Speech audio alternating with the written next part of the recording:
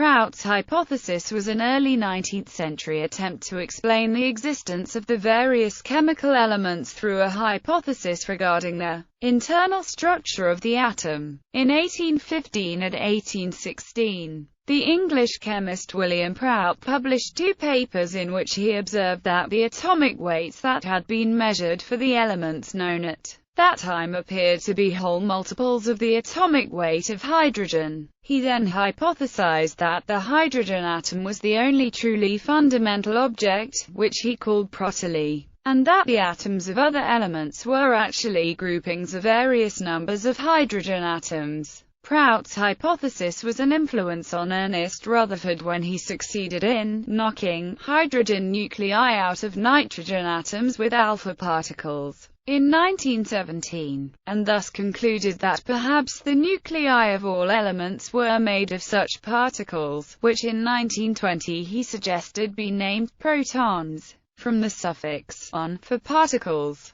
added to the stem of Prout's word protely. The discrepancy between Prout's hypothesis and the known variation of some atomic weights to values far from integral multiples of hydrogen was explained between 1913 and 1932 by the discovery of isotopes and the neutron. According to the whole number rule of Francis Aston, Prout's hypothesis is correct for atomic masses of individual isotopes, with an error of at most 1%. Influence. Prout's hypothesis remained influential in chemistry throughout the 1820s. However, more careful measurements of the atomic weights, such as those compiled by Jöns Jacob Berzelius in 1828 or Edward Turner in 1832, disproved the hypothesis. In particular, the atomic weight of chlorine, which is 35.45 times that of hydrogen, could not at the time be explained in terms of Prout's hypothesis. Some came up with the ad hoc claim that the basic unit was 1/2 of a hydrogen atom, but further discrepancies surfaced.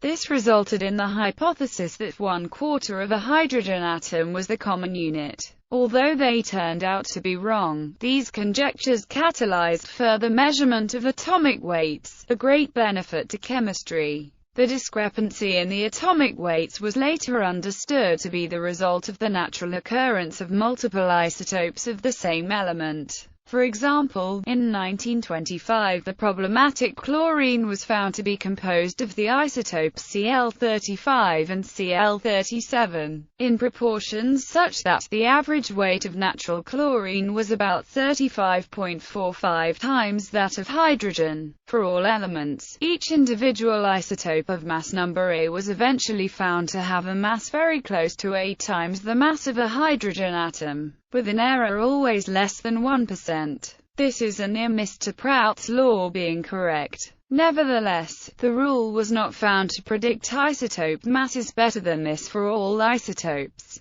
due mostly to mass defects resulting from release of binding energy in atomic nuclei when they are formed. Although all elements are the product of nuclear fusion of hydrogen into higher elements, it is now understood that atoms consist of both protons and neutrons. The modern version of Prout's rule is that the atomic mass of an isotope of proton number Z and neutron number N is equal to sum of the masses of its constituent protons and neutrons, minus the mass of the nuclear binding energy, the mass defect. According to the whole number rule proposed by Francis Aston, the mass of an isotope is roughly, but not exactly, its mass number A equals Z plus N times an atomic mass unit, plus or minus binding energy discrepancy, atomic mass unit being the modern approximation for mass of a proton, neutron, or hydrogen atom. For example, iron 56 atoms weigh only about 99.1% as much as 56 hydrogen atoms. The missing 0.9% of mass represents the energy lost when the nucleus of iron was made from hydrogen inside a star. Literary allusions.